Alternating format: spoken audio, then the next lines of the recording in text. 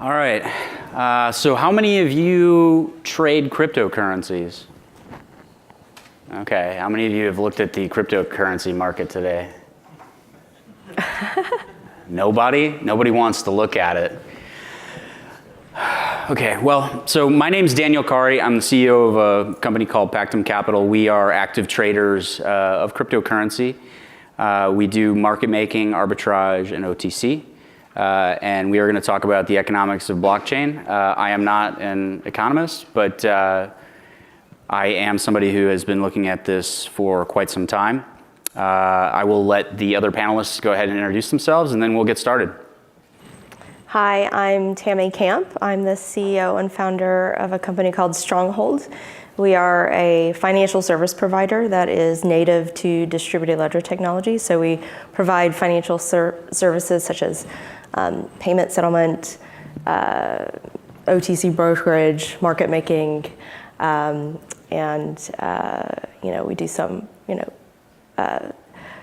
token tax optimization as well.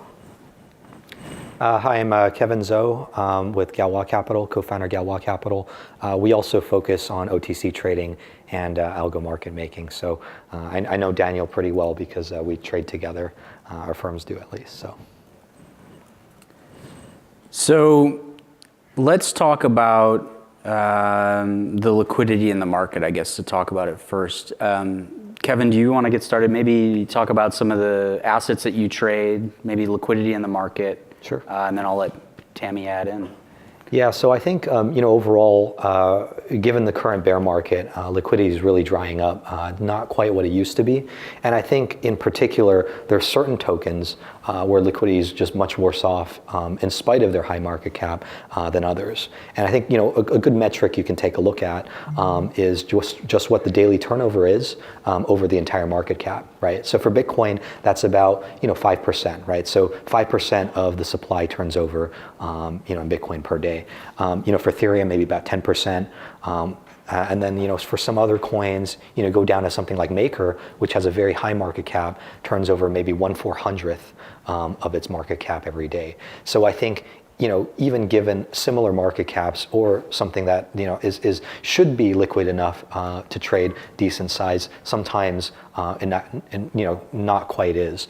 And I think a lot of that is probably due to where it's listed. So if you get listed on Coinbase or Binance, immediately you have a lot more liquidity. If you're only listed on, let's say, decentralized exchanges, it takes some time for that to build out.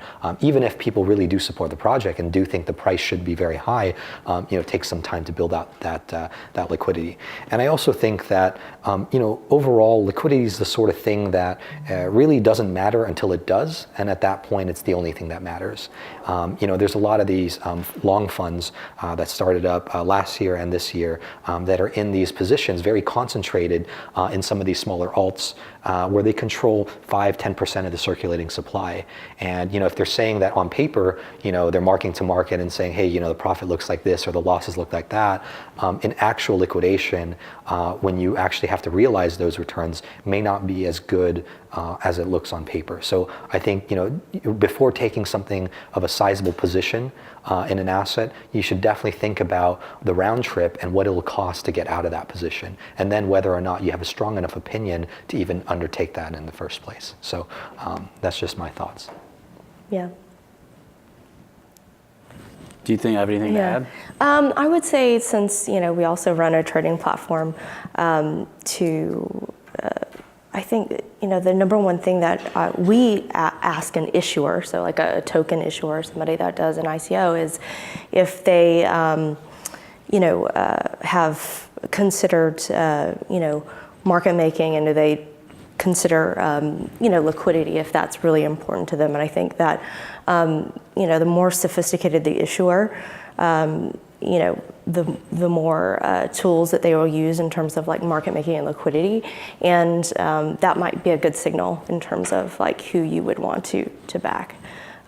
It certainly is for someone that we consider to market make or to list, because they come with certain regulatory obligations. So it actually has to be worth it for us to, and from a regulatory standpoint, to to conduct the due diligence and then be able to present it in front of regulators, and then it have the correct ecosystem to support the viability of that issuance of the token on the platform.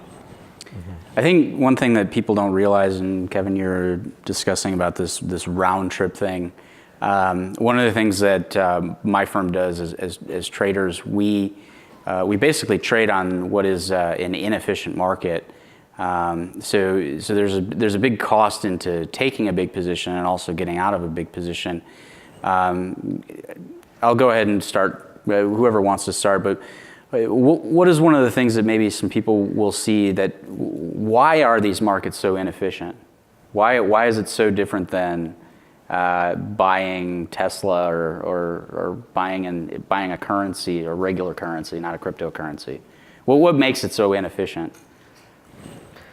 Sure, yeah. So I think overall it's just that the crypto space has really grown organically, and there was never any infrastructure that was pre-built or relying on old legacy infrastructure that already existed. So you have all these different companies and exchanges building out their own systems in their own unique and idiosyncratic ways. There's different formats to their ledger. There's different ways that they do the bookkeeping. Their APIs have different functionality, and just consolidating all of that in your infrastructure, I think takes a lot of time and effort. And I think overall, because of the fragmentation of first of all liquidity, because there's so many different exchanges, and then second of all because of the nascency of the infrastructure, makes it so that it's a much less liquid, much less efficient market than what we would normally see.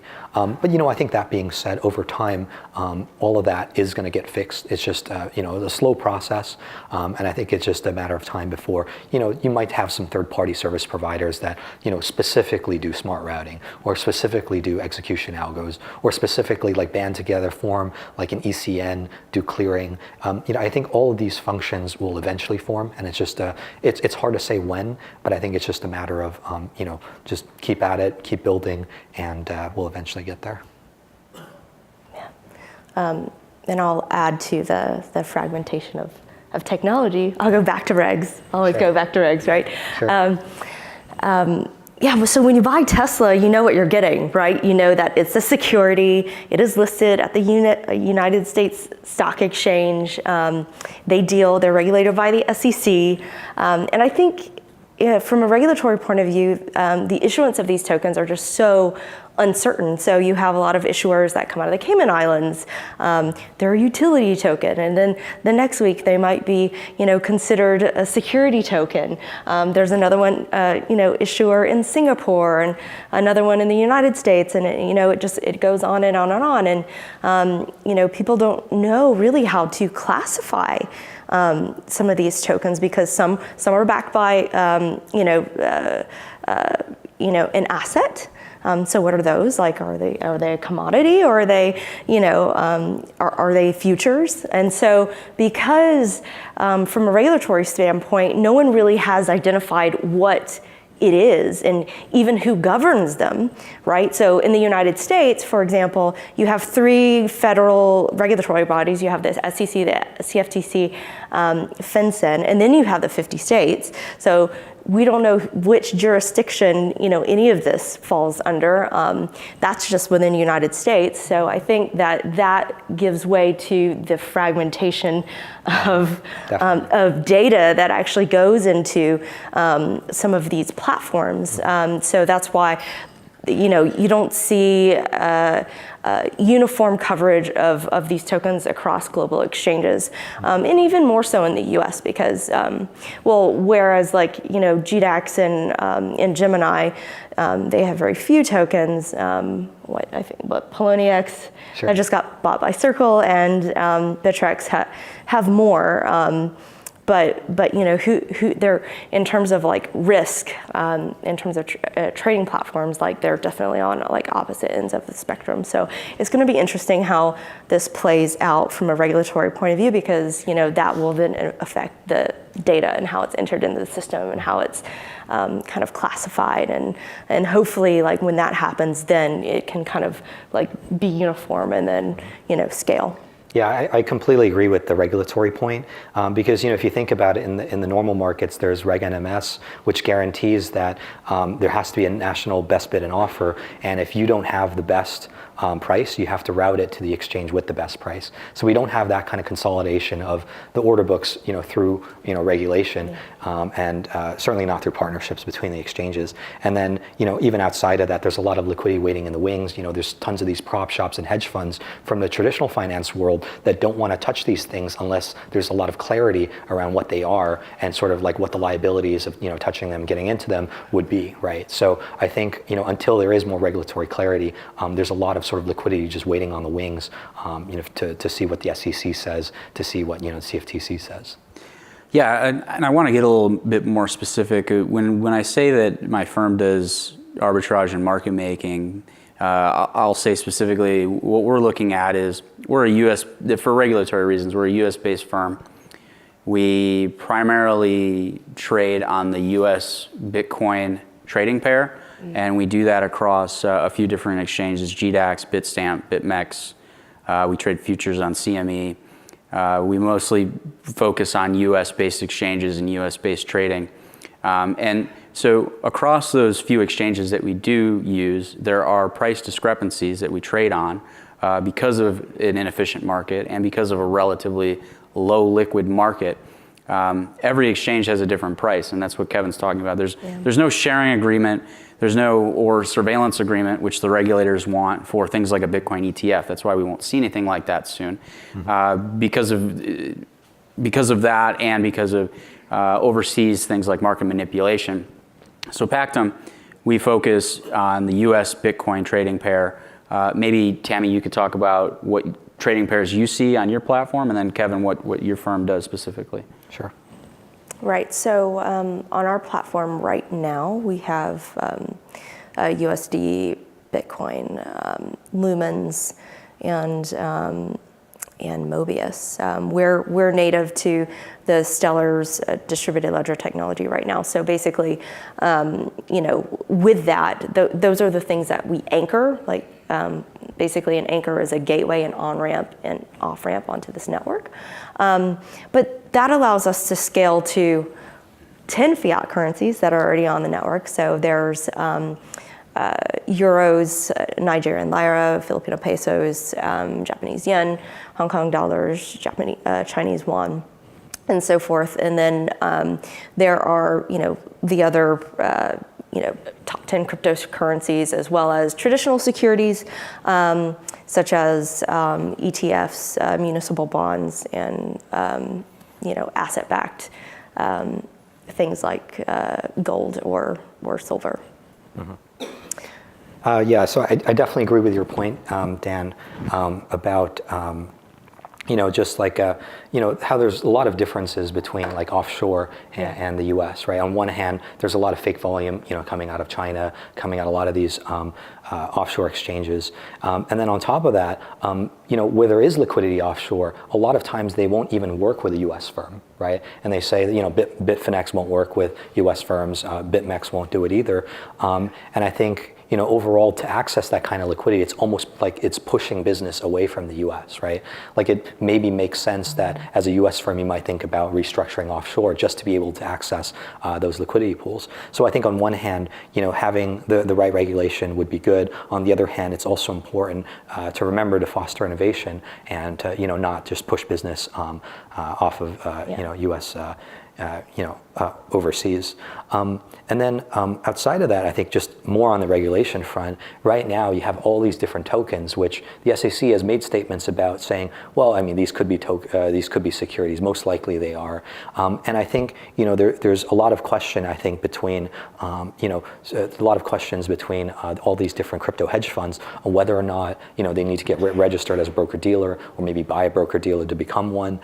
So there's a lot of questions around that. I think ultimately, it's even then it's a bit nebulous because technically broker dealers, they trade registered securities, and even if these assets are securities, they're technically unregistered securities. So maybe even as a broker dealer, you're not really supposed to be trading them, right? So until there's more clarity on that front, I think there's a lot of sort of institutions that are just sitting on the sidelines waiting for that before they really want to get into the market, and then liquidity will improve from that. And let me back up in terms of like how we're structured, because this is interesting. Sure. Yeah. So our HQ is in San Francisco, but our financial institution is actually regulated out of New Zealand. We have 4 entities out of New Zealand, and we're a registered broker dealer that and we have a trading platform that is regulatory compliant that we can actually trade unregistered securities on. Sure, perfect. Yeah, and foreign broker dealer and registered custodian. And I will say, because we went down the path, the U.S. regulatory path, and this is why, like, I know that there's 3 federal things that you need to answer to in 50 states. And so we all need to go to New Zealand. That's the way to go. It's like number one place to, I can't remember who, like number one place to transact business. I will say that it took about 12 to 18 months off of our our regulatory infrastructure by doing it that way. And it was interesting, or it is interesting, because we're all we're all startups, like, right, we haven't been in business for more than 5 years, sure. right? So, as we grow and we're still kind of, shaking out the trees, right? Seeing what's going to shake out the trees here in the U.S. It was very strategic for us to move that way because we can move faster and in a regulatory compliant way in which we were comfortable with. Mm-hmm. And that also, I think, goes to show that as a regulatory environment gets too stringent, it does start pushing business offshore. Yeah. And I think after this, we should all just restructure in New Zealand, if anything, right? I mean, we've certainly, right. as a firm, we've looked into doing the offshoring as well. But this is great because this is an economics panel. The economics of it didn't make sense to us because we were mostly servicing U.S. clients. We didn't have a huge amount of demand overseas. As traders, we just can see the manipulation in the market, and therefore we're very selective on the exchanges that we use. I listed the exchanges that we use, so I have a differing opinion on all the other ones that exist out there. Mm-hmm. So for us to do overseas and to work with overseas exchanges, it's just not something that we would do right now, mostly because of the manipulation we see in the market. Mm-hmm. That being said, I will say that what we have seen over the past year in terms of the price going very high up and now declining rapidly is a function of the amount of manipulation that does exist in the market. Cryptocurrency, as someone and as a firm that we don't really hold these assets, I can say unequivocally that this stuff has been highly overvalued. I don't see the fundamental value of a Bitcoin that's worth $15,000 right now, and that it's been mostly based off of manipulation. Now that's my firm's thesis. I don't know what you guys. I'm sure if you guys have something to add. I have 2 questions to ask you. Sure. Is JP Morgan a U.S.-based entity? It probably isn't if I really looked at the charter. What's your second question? Because you're going to give me 2 answers, I know. No. Do you think JP Morgan, with the CEO's statements earlier or in late 2017 were market manipulation for Bitcoin, right? Not to the level of I mean, he's just making statements. This is what I'm talking about is things like wash trading, spoofing, the things to that effect. There's a lot of people manipulating the market through Twitter, social. It's very interesting, this combination of cryptocurrency and social media, the things that we're seeing. So, was he manipulating it? Yeah, because he's on the side of not holding any cryptocurrency, not trading any cryptocurrency. Therefore, his firm has a very different thesis, and he's just pushing his own agenda. That's what folks do. So. Jamie Dimon is talking his book, right? Yeah. So You, it makes see, sense. you said that in one sentence. I had to explain it in a paragraph. But so that's your take on manipulation, which is the banks do it too. And then so, Kevin? Yeah, so I have a thought on that too, which is that, I won't name the names of these exchanges, but I noticed that on one exchange for a pair, they were trading some amount of volume per day. Just looking at the liquidity in the books, it was some amount. And I looked at a different exchange and it said it was trading 2 times the volume, but with 1/2 of the liquidity, right? So it's a 4x difference. In my opinion, that can't really be explained naturally, because I don't think that you could. People are really is it really the case that between makers and takers, right? So takers are people who take liquidity on the markets, makers are those who make liquidity. Is it really like a 4x difference that there are that many more takers on this one venue than there are on the other venue? It's just very hard to believe, right? So it leads me to believe that there's a lot of wash trading going on where people are just crossing, bids and offers just in the mid price, and nobody's actually, buying or selling and taking long or short positions. They're just washing. I think that's one point of evidence. So I definitely agree that I do think there's a lot of wash trading on these exchanges. And I think the most problematic and perhaps nefarious thing that's happening is that the market making that's being done on the exchanges is being done by the exchange itself, which doesn't make a whole lot of sense. You should have firms like Kevin's or mine work on the market making side of it, sure. Where we're incentivized to make a spread, not to have gigantic volumes that show up in the news media, and therefore retail investors then go use your exchange. That's really problematic. So there's an opportunity here, I think, with cryptocurrency to be a trader in it if you are skilled at doing that in equities or Forex. But the buying and holding of it, I would be very cautious of. If you want to buy it and hold it for a long, long time, maybe there's some benefit to that. But in the short to medium term, I'm not a financial advisor, but I wouldn't recommend it if you expect gigantic returns. I don't think that this is a get rich quick thing. And as you can see, like the way that the markets are behaving now, we're seeing a lot of retail investors, I believe they're starting to sell out because the valuations were inflated. Mm-hmm. So Yeah, definitely. I feel like you had something to say. Oh, so. no, okay. Oh, I just wanted to comment. Now you remembered it. Oh, yeah, I remembered. I was like, you're like this, and then and then I forgot. Okay, no, I would just say to offset that comment is that I would in traditional capital markets, particularly, I'll use Morgan Stanley as an example. Morgan Stanley is, they do have their own products, they have their own trading platform, but they do market making. So I think in traditional financial markets, you do see trading platforms do their own market making. But Morgan Stanley doesn't own an exchange. That's still the same debate that I'm. Morgan Stanley is market making on exchanges that are not their own, like the New York Stock Exchange. Oh yeah. Yeah. So I will say though, Stronghold is something that folks can use. You are actually solving a problem where I think people who own the Stellar asset or its derivatives such as Mobius or some of these other ones, they have somewhere to keep it in a wallet, which there isn't very many retail offerings for that. So maybe if you could talk a little bit about that. What it's like to run that kind of business, what the economics are of that, versus having like a bank account or something. Is it more economical to store digital assets versus digital cash in a ledger? Is there a difference to that? Is it more economical for somebody to hold? For you as a company. For me as a company. For running a company versus like a bank, is it more economical to store digital assets versus cash? Right. Because cash is expensive to store, actually. Yeah, and so is custodying of Bitcoin. Right, that's where I'm going.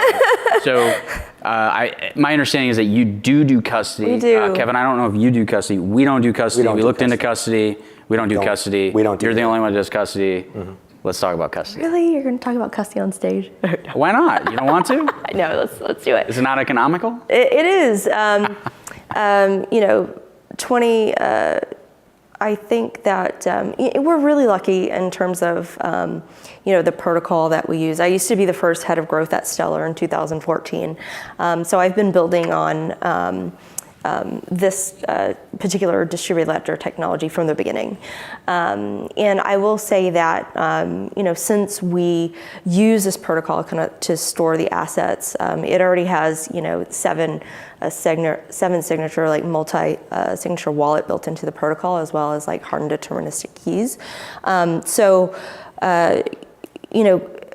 Custodying of like Stellar and the assets native to that network they make it pretty dead simple.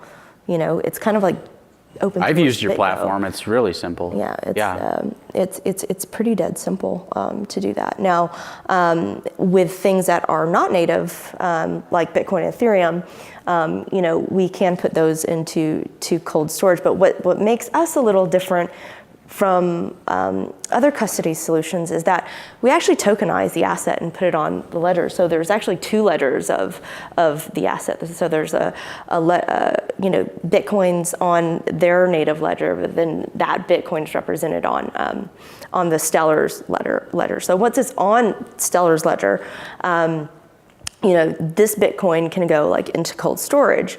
So, what happened, fast forward and there's a bull market, right? And then all of a sudden there's like a price spike or like everybody's selling off. Sometimes it takes like 24 to 48 hours to kind of get that asset out of cold storage. But since that token is already digitized on our platform, you can continue trading it while it's coming out of cold storage, and you don't actually have to have the asset like on hand to trade it. So that's something that's a little different than about us, which is kind of favorable to traders who are active. It's a little bit like tethering up Bitcoin. Yeah, that's exactly what it is. That's awesome. Yeah. That's awesome. So we're almost out of time, but I think we wanted to take some questions. I'm hoping that there's some questions. Please ask us some questions. I heard you talking earlier, Mr. Blue Shirt, so you... Daniel, I have a question for you. Sure. You said that Bitcoin and crypto ETF will not be approved No. because of market manipulation. Yep. Now, can you tell me, in your opinion, when and how would market manipulation be getting rid of in the market? Because it's really hard, I would think. Yep. So in your opinion, when would a Bitcoin or ETF be approved by SEC, or if ever? Well, I think it'll happen at some point, but we're so far off from that right now. I wouldn't even be able to give you a date. There's just a lot of manipulation going on. There's a lot of Justice Department investigations into manipulation, and I don't work for the government, so I couldn't tell you when they're going to finish all of that work, which is going to be a lot of work. I think there's a lot that has happened in this market that the average retail investor isn't aware of, that has been unfairly tilted the tables towards those who have inside information. These things happen in the regular markets, but the regular markets have a lot more rules. It's really a lot of the Wild West that we're seeing right now, and none of that's going to change until there's a lot of penalties put across. And I think also, to give the government credit, it needs to do a lot of investigations and a lot of work to figure out what's been really going on. Do you think it's several years? Yeah, I do. I would imagine that the investigation... It could be 5 years. Yeah. There's going to be a lot of infrastructure that needs to be put into place from a regulatory perspective for there to be a Bitcoin ETF. The price of Bitcoin from $1,000 to $20,000 occur really rapidly. And I would think that the investigation into market manipulation would probably take several years. Yeah, but I also would say... There's going to be like an indictment, like, whoa, these people. Also, though, you're talking about a lot of zeros there, but the multiples have always been the same. So this volatility has been going on since I've been in this market for 5 years. So just because it went from 1,000 to 15,000, I mean, we saw 100 to the same. You're just adding zeros to it. The multiples haven't changed. And the government hasn't done enough to get the regulatory regime in place, but that's because they also don't have enough knowledge to make those decisions, I don't think, to their credit. So what is your opinion when people say that, well, the Bitcoin ETF will be approved soon? You're saying it won't be. Because those are people that probably own a lot of Bitcoin and want to see the price of Bitcoin go up. I see. And I don't have a problem with the price of Bitcoin going up, but I also don't have a problem with the price of Bitcoin going down because we're just active traders in the market. We don't own Bitcoin. Right. So we have a different position than maybe somebody who owns 1,000 Bitcoin. I They see. want the ETF, but they're not willing to wait the time for this market to marinate and to get enough regulatory understanding from the actual regulators for them to make the right decisions. Right. Thank you. You're welcome. Tammy, you referenced token tax optimization. I'm wondering, are you a tax advisory service that's providing information to clients on buying, selling, and exchanging cryptocurrencies? What did you? No, we have one specific product Okay. that is, it's a trust. It's a trust product, and it's available just because we're like a New Zealand entity, and we can basically, if you're an issuer and you're a founder or you're an advisor, it's our understanding that you have to. There's really no like 83B.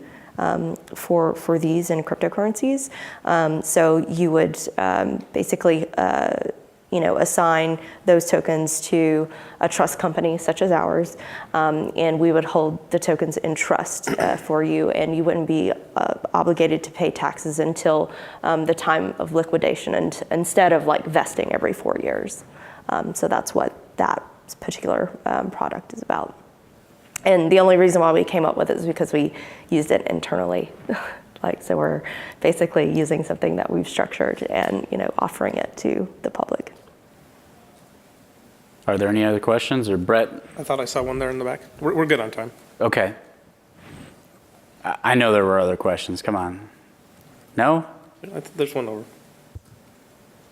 So just on the point of market manipulation, so I think it's kind of ironic and hilarious because I thought the whole point of blockchains was greater transparency and everyone had to follow a transparent protocol.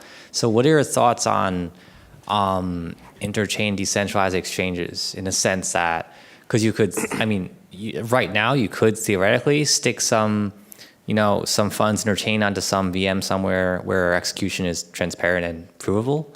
I would think in some point in the future you could actually do it in production and with like industrial grade engineering. What are your thoughts on how that will affect fair manipulation of the market and potential adoption, especially from trading firms like yourself? I do have experience, and Stellar's pretty fast, right?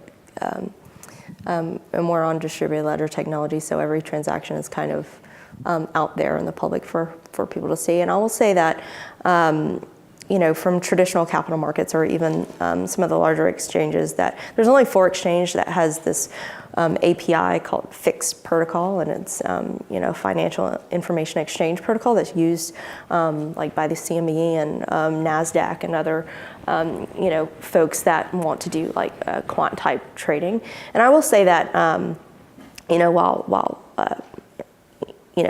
to my knowledge, Stellar is the fastest like distributed ledger technology out there. It's still not and will not be fast enough for quant traders. Like they want execution engines that are in milliseconds, and they want to have co-locations like on in the New York Stock Exchange compounds.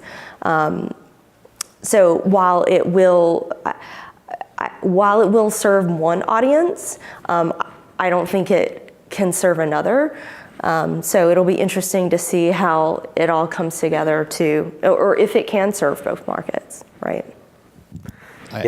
So I think if you look at 0x as a protocol, the way they do it is they have the order relay in a centralized way, but the settlement happen in a decentralized way. And the reason they do that is because you don't want to have to pay the gas fee on the Ethereum network every time you open or close an order, when it isn't hit. So it gives a lot more leeway for, I think, market makers to follow the market and adjust their quotes and provide liquidity in that way. So I think that, as a baseline, I think that's a good way to think about it. I think really the decentralized exchanges face this other problem where there's just not that much liquidity there, and liquidity begets liquidity, right? It's very hard in a normal situation for exchanges to take market share away from each other. I think, overall, Kraken and Bitstamp made their business when Gox fell apart. Bitfinex made their business because they introduced margin trading. Poloniex listed more coins, Bittrex listed even more, and then Binance listed even more, right? So I think under normal circumstances, it's very hard, to get liquidity in an empty book. So I think. Is it that, so the idea behind decentralized exchanges is that you no longer have custodial risk, right? You don't have to worry about the exchange getting hacked. Your funds are in your own wallet, and you can do an atomic swap or some kind of, smart contract to do the settlement. Where one side is always swapped for the other, and no single leg can settle without the other. But what's the real value there quantified, right? Like if the risk of an exchange, a major exchange getting hacked, let's say generously is 5% a year, right? And let's say that since it's such a bad event, let's just double it in terms of its effective badness, right? So if the decentralized exchange prevents that, it's making maybe a 10% marginal improvement over what the centralized exchanges can do. So I think overall, maybe, it's not enough to adopt a new technology, because there's definitely these big barriers for entry in order to even integrate a solution with decentralized exchanges, at least for the vast majority of folks that are even outside of the crypto space. So do people really adopt a new technology for being 10% better? I think usually it's something like 10x better when they adopt something new. So I think that's a hurdle that needs to be overcome. Now I think with folks that are already in the trading space, that are more familiar with technology, at an institutional level, I think you could definitely have some kind of dark pool, which is decentralized, or some kind of decentralized block trade settlement, crossing network, or some kind of ECN. So I think there's definitely something to be done there on that side, but for it to gain much wider adoption, it'll be difficult. That was a good question. I forgot to ask that during the panel, so thank you. Excellent. I think we had one more question over here. I don't know. You were talking about wash sales. What's the benefit of the person utilizing wash sales? Why are they checking that? Could you repeat the question to the audience if you heard it? I heard part of it. It's something. One sec. We'll run the mic there. Why real would, quick. Yeah. he's asking. You were talking about liquidity and people repeatedly doing wash sales to affect the market. What is their profit benefit? Why are they trying to do that? Oh, I don't think it's so much that there's a profit benefit.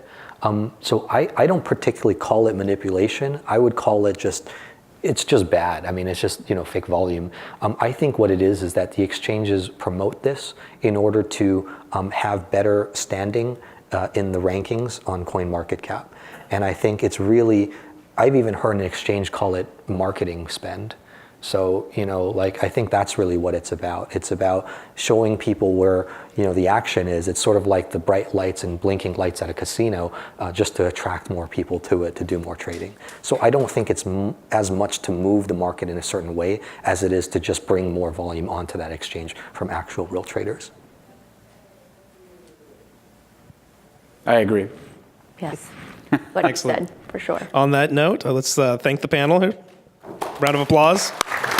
Okay, one final question for Dan here. So where is happy hour this evening? Yeah, so I didn't get the email, and so I complained to Brett, and so I guess it's my job to tell everybody, you better hope I get this right. Hope you but I do. believe it's at my favorite airport bar, Houlihan's, at the Holiday Inn, right down the street. Right next to us. Right next to us. Yeah, so what time does this event start? I think it's as soon as you say so. It's 5, because you put up 5 fingers. I assume that's 5 o'clock p.m. We're doing well. Pacific Standard Time. Yes, exactly. Pacific Standard Time, not to be mistaken. Hey, we're global here. It's We're global. cryptocurrency. Yeah, okay, 24 hours. So post this event, we'll get posted up there and have a couple beverages and discuss the learnings of the day. So with that said, let's give them another round of applause. Excellent panel. Thank you guys so much. Thank you.